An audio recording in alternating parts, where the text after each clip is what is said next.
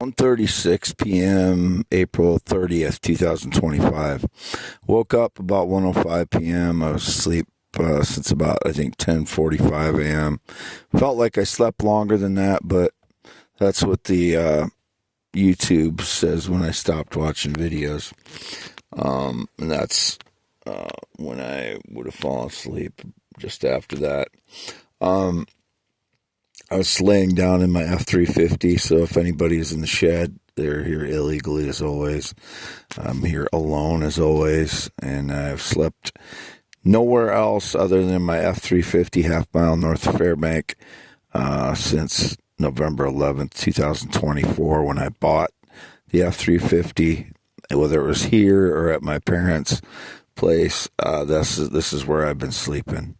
Either most of the time at this place, half mile north of Fairbank on V68 west side of the road, in the machine shed here at the west end, or in the smaller shed, or closer down by the river just to get away from the road. I a few times slept down there.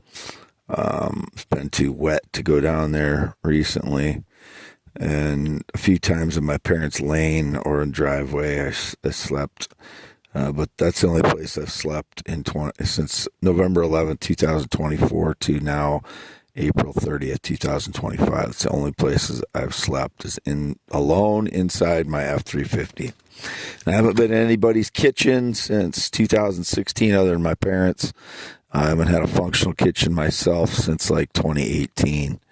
And really, I didn't have a functional kitchen then. It just had a toaster oven and a microwave. So any depiction that I'm cooking at home since 2017 when I was at my parents', very rarely, and it would have gone back to about 2017, 2018 that I regularly cooked at home. A few times, up to 2023, I was cooking in the mobile home there, but after that, rarely. So, just state these things because I know there's depictions that I'm cooking places, whether it's the gay guy they indicate. I've never been gay, never been with a male, sexually or romantically, never will be. I'm not attracted to males. So that's all throughout my whole life. That would all depictions like that are false. I don't dance. That was indicated again recently. Why do I have to say the same things over and over again? I've said it how many times already? I don't dance. It was indicated I hugged someone again. Only person I've hugged in 2025 is my mother, once or twice maybe. She's 83. With my father at the Red and White Barn home. And as I've said, we have difficulties. I feel like I can't trust them when they have their political or religious priorities, but they don't tell me about it. They just go behind my back and leave their loyalties there and don't tell me, which I don't think is, the right thing to do for parents. I think they need to be, completely upfront with me, and they're not. So I feel like they go behind my back to damage me at times and help out criminal frauds like the guy in the military, whoever he is, that claims I'm his dog or whatever. He's just a liar. I don't know who it is that's claiming that I'm their dog or cat or pet or robot at the moment, but they're all just liars. I'm no way connected to them. And to demean someone by calling them dog, pet, cat, robot, animal, computer, subservient them to me in some to them in some way, whether they're a billionaire or a regular person that has an average IQ, it doesn't matter which it is. They're all dehumanizing me, or any group that they try to dehumanize like that. Same thing as the Nazis did to dehumanize before they started torturing and killing people, like Benjamin Netanyahu it is now in Gaza, by cutting off food to people to starve them. There's nothing worse than that. If you can starve children and it's not on your conscience like him, and then I see he denied the ceasefire that would have sent the hostages home again. So he doesn't care about starving children. He doesn't care about his hostages. All he cares about is pushing Palestinians out of the area. That's all he wants. He doesn't have a conscience. That's why he's charged with war crimes, and him and his IDF. I don't want that ideology coming to the United States of America that we can do that to people. I want us to have due process as we do, and I know that's difficult when people think they know that people are criminals and they should immediately be deported if they're, illegals here. But if we don't give them the protections, then it's the slippery slope thing, and it's a dehumanization thing. It's the same thing. If we establish a way that we can process illegal aliens that are criminals, and we know they're criminals, violent or fraudulent, or perpetual thieves, or just what we know are bad people. If we don't give them the process, then it becomes a slippery slope, and we miss a lot of. We abuse the system a lot, and it's just, let's give everybody an opportunity to be heard in the United States of America. Let's not become Israel dealing with their neighbors the way they are right now. There's a lot of issues as far as humanity goes.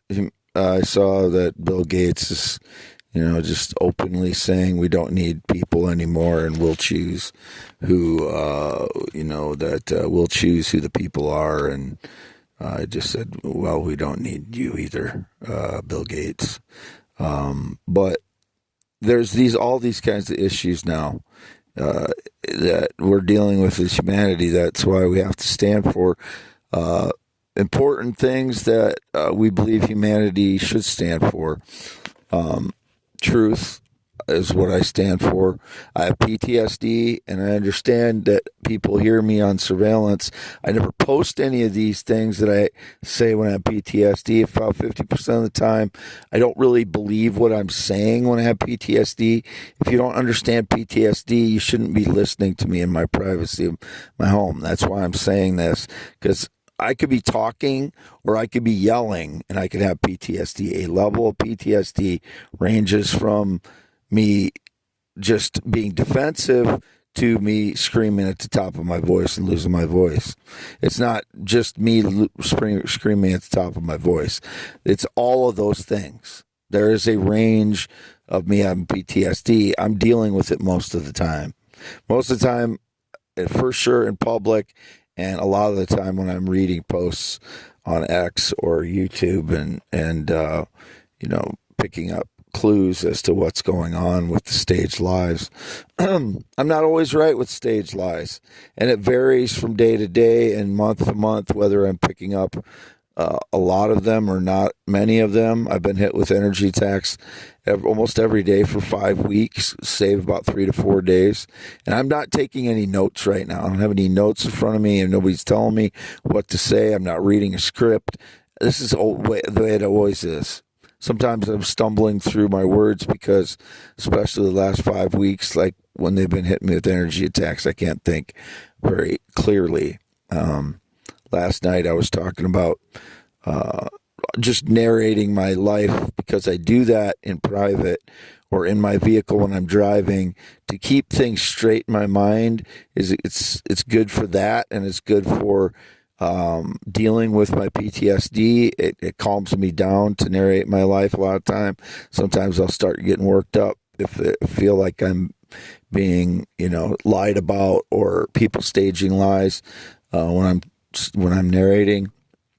But the narration helps me to calm down, helps me to keep my life straight on all of the things that are all the lies that are being told about me.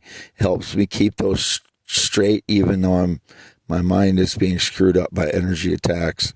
It does help me do that. And then they take my narration And it's been indicated recently that they're using like AI or using narration to put together a quote phone call when I'm not on the phone, or that I butt dialed someone when I didn't butt dial someone. It's just surveillance of me, or AI faked, which can't be emphasized enough that you can fake someone's voice with AI now. But surveillance has been going on like that since at least 2013, 2014 on me. So they have all that footage of surveilling my life, all of the words that I've said since 2013, 14. And I started narrating already in 2014 when I noticed that they were listening to everything I was saying in my vehicle. 2014, I already started narrating back then. So they have all of that footage of my life from way back to 2013, 14, probably before that. And I didn't know that. I think it's probably been going on a lot longer in my life. And I didn't authorize any of it. I've never been a part of a study, like a sociological study or psychological study or any kind of study like that. I've never volunteered to be part of it. I posted some more on my physics again. I'd already worked it out, and that's why I said I solved the two-slit experiment and dark matter and the flaws with gravitational lensing. I solved with my no momentum light photon ether, because the way the light moves through packed in no momentum photon ether in the two-slit experiment explains the way the light behaves when it's never been explained before. It's only been, the patterns have been recognized, and the closest anybody's come to explaining it is Richard Feynman, and that light travels all paths. The reason that it travels all paths is because there's a packed in no momentum light ether, no momentum photon ether, and the light is transferring its energy from one no momentum photon packed in to the next. As it travels through the air, it is spreading like a wave through the air because of that, because it's packed in, and it's hitting that ether that is packed in no momentum photons, the one with momentum. Well, each one that has momentum is packed in the atmosphere of Earth. You have to imagine that the whole entire Earth's atmosphere is filled with no momentum photons, in order to understand what I'm talking about when I talk about the way light moves in the two-slit experiment. And as far as the electrons in the two-slit experiment, the electron is larger than the no momentum photons, so it is moving like a knuckleball in baseball, where it has kind of a random movement, because it is traveling through an ether of packed in particles that are smaller than it is. So it's hitting a bunch of them, or it's being affected by a bunch of them, whether it's actually hitting them or if it is being affected by them. We can't observe that, but the path of it is similar to a knuckleball, an electron traveling through no momentum photon ether is similar as of a path of a knuckleball in baseball. It's not the same exactly, but the paths they take are more random than a photon traveling through a no momentum photon ether, is what I was saying. And I didn't want to try and explain all of it at once, but now that this is indicated, some unknown physicist or unknown person is challenging my theory of the ether, I'll explain a little bit of it at a time. That way people can kind of digest it one piece at a time. But I wanted to establish that the no momentum photon ether first in people's minds, so they could understand it's a packed in ether. All of the no momentum photons are packed in tightly in the atmosphere of Earth, and as you go out further to space, out further, you go out into space, the less packed in those no momentum photons will be. I'm not saying that they won't be packed in just outside the Earth's atmosphere. They can still be.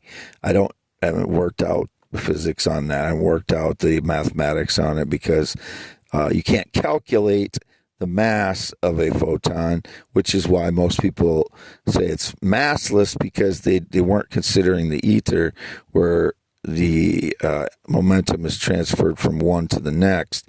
So there's no mass loss when at the beginning of the path of a photon, which is the only way they could measure it before, because you can't observe a photon, and then there's no loss of mass at the end, because it's all being transferred from one no momentum photon to the next through that ether of no momentum photons. So that's why it's different in a no momentum photon ether. A photon, the considerations you have for mass and that you don't. But it's possible that there's an experiment that could be done to measure the mass of a photon. I haven't thought of it yet, but maybe someone else has. That's the collaboration part of science that I would enjoy, is being part of that community where I understand that someone has, an experiment that they could test the mass of photon, since I came up with the no momentum photon ether, and that it solves the two-slit experiment and solves dark matter, because of the packed in photons would solve for a lot of the dark matter that is unaccounted for, the mass, the undiscovered mass that dark matter is. It doesn't account for any of the dark energy. A lot of that again is because of expansion. I don't believe expansion occurs, so therefore I really don't believe much in dark energy, other than that it is the no moment. It is photons crisscrossing throughout space and then losing energy from light to infrared down to microwave. So that would be the dark energy, is all of those things crisscrossing out there in space as it loses energy.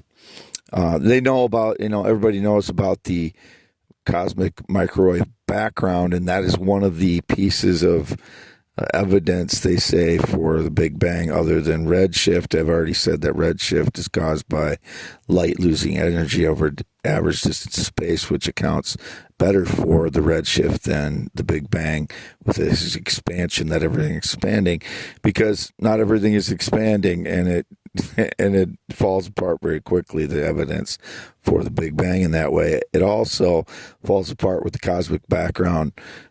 cosmic microwave background, because it is homogeneous in general. There's very slight variations in it throughout existence where we can detect it, and that is represented better by my theory that light waves lose energy too, by that all of that most of those microwaves are coming from beyond the visible horizon, from galaxies and stars beyond the visible horizon, and losing energy as it comes into our visible horizon within our visible area, whether by eye or by telescope. James Webb telescope now, obviously the one that we can observe the best with infrared and such. But there's very slight variations in it. So that is the evidence for that is in the favor of my theory that light loses energy rather than expansion of the universe, as the Big Bang purports to that is one of the reasons, one of the proofs